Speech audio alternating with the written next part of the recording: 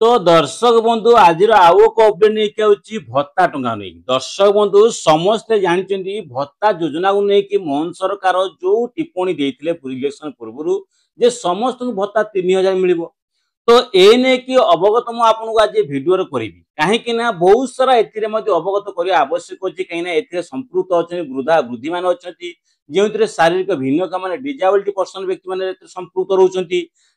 सहित आप देखिए जो आपंकर 80 वर्ष जो मैंने ऊर्ध अच्छा 80% विकलांग अच्छा से सरकार कौन कर 3500 भत्ता मैंने वृद्धि कर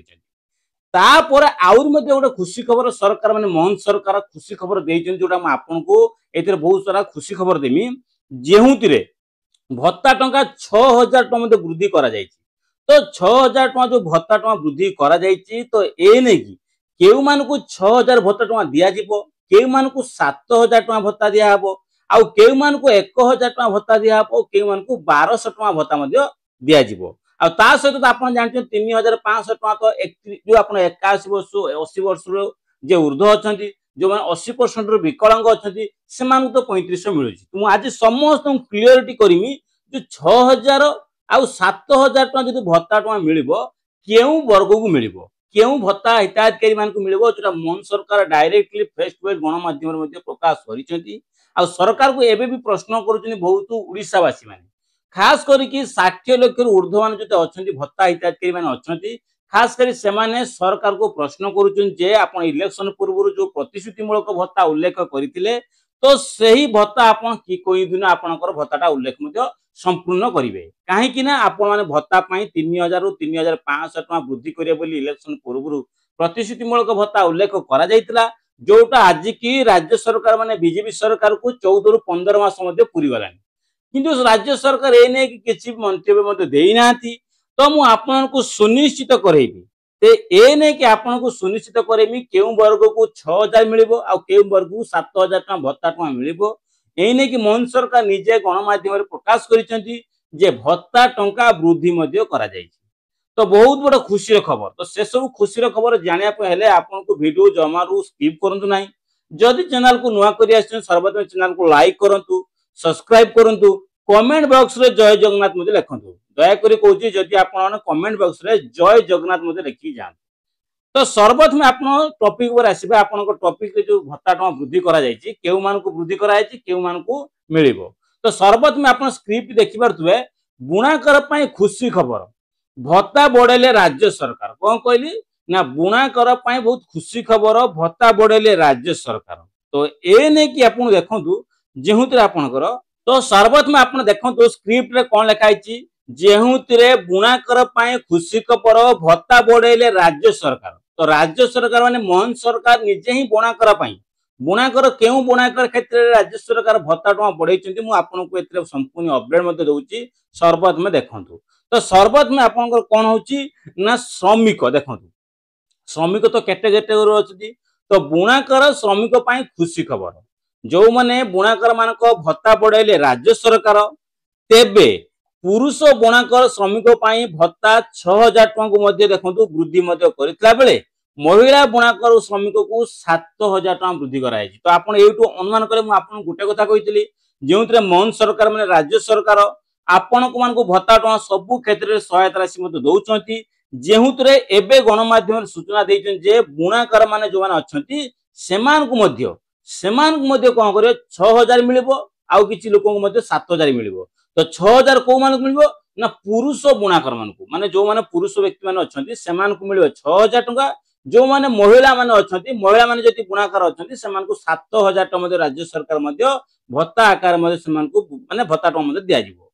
ए नै कि वृद्धि करा जायछि ए नै कि टेक्सटाइल इंडस्ट्री क्षेत्र रे कार्यरत कर्मचारी को मजूरी रिहाती मासु को 1000 वृद्धि मध्ये करा जायछि। तो ए नै कि 1000 टका टेक्सटाइल क्षेत्र रे कार्यक्रम कर्मचारी मान को क्षेत्र मध्ये कोनाछि मासु को 1000 टका मध्ये वृद्धि करा जायछि। एहा द्वारा महिला कर्मचारी मासु को 6000 टका बदल रे 7000 मध्ये पाइबे तो 1000 टका वृद्धि कराला पुरुष व्यक्ति मान को अपेक्षा महिला मान को 7000 टका मिलुछि 1000 अधिक करा हैछि जोटा बदल रे 7000 टका दिया होछि। पुरुष कर्मचारी को मासु को 3000 टका बदल रे केते मिलुची ना तो 5000 बदल रे 6000 टका मध्ये प्रदान करा जिवो कोन कराइची ना पुरुष कर्मचारी जो मान अछंती सेमानकु 5000 बदल रे 6000 टका मध्ये प्रदान मध्ये करा जिवो जोटा मुख्यमंत्री मोहन चरण माझी सूचना दैछंती जेहुतरे मुख्यमंत्री श्री मोहन चरण माझी आज लोकसेवा भवन रे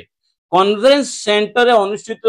टेक्सटाइल कॉनक्लेव रे घोषणा लोकसेवा भवन रे कॉन्फ्रेंस हॉल रे शुभारंभ होईची ओडिशा टेक्सटाइल 2025 माने 2025 रे आज कोन जे ओडिशा रे शुभारंभ मध्ये कराइची लोकसेवा भवन रे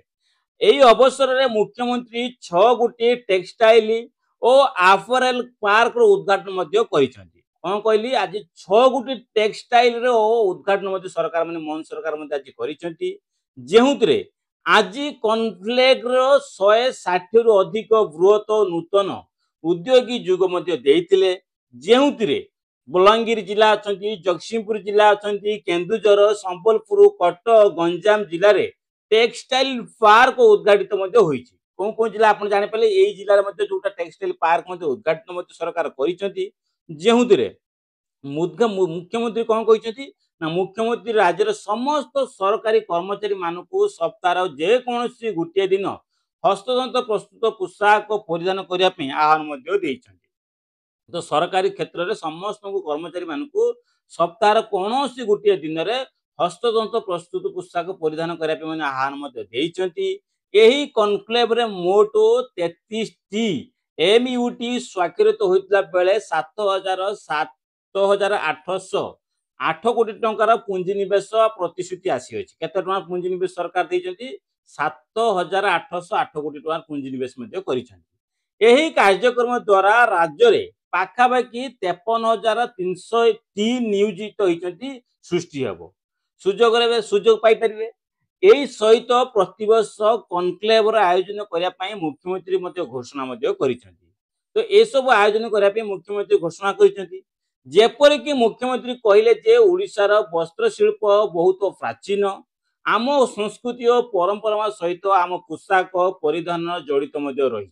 आम जो पोशाक पिंधुंती परिधान करुँच सहित जड़ित अच्छी पश्चिम ओडिशार पारंपरिक वस्त्र प्रस्तुति प्रक्रिया ब्रह्मपुर